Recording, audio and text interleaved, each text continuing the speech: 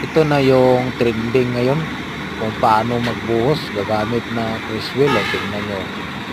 Ito na yung mga tirada natin kasi manumano tayo. Wala naman tayong pamphlet.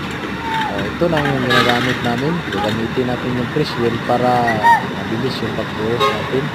Para hindi na tayo masyadong mahirapan. O, ito na yung mga tirada natin to sa Saudi. So, shout out ko sa mga beginners dyan na wala pa kayo nakatry sa paano magbuhos ng gamit ng fish wheel. Ito na yung gagamitin nyo para Update na mga idol, boss. mabilis.